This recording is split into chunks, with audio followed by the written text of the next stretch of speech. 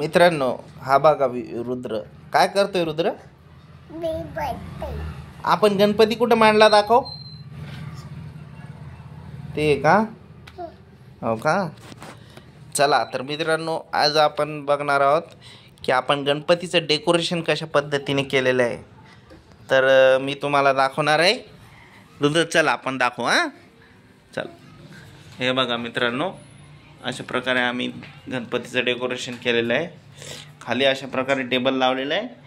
हे बघा, टेबलला आपण आधी हार लावून घेतला आहे.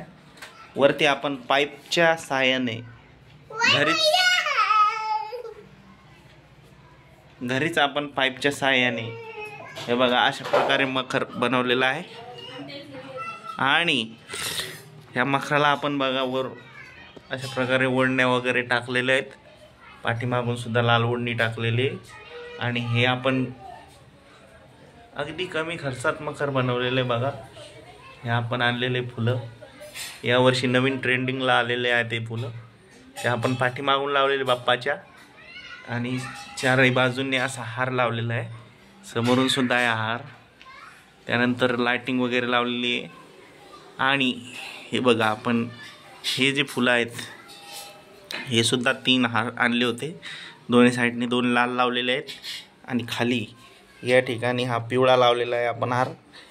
त्यानंतर आपण काय केलेलं बघा, आतमध्ये अशा प्रकारचे छोटे छोटे जे झाडं असतात ते आपण लावलेले आहे डेकोरेशनसाठी.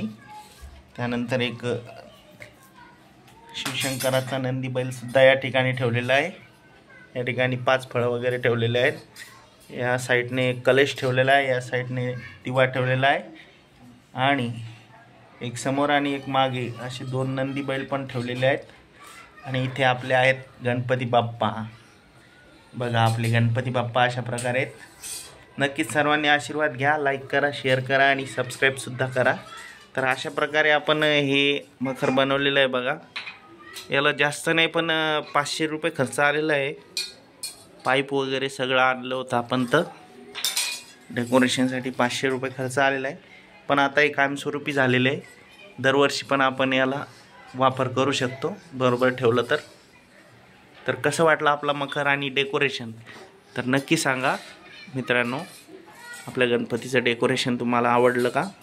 आणि लाईक करा, शेअर करा आणि सबस्क्राईब करायला अजिबात विसरू नका. धन्यवाद. गणपती बाप्पा मोरया.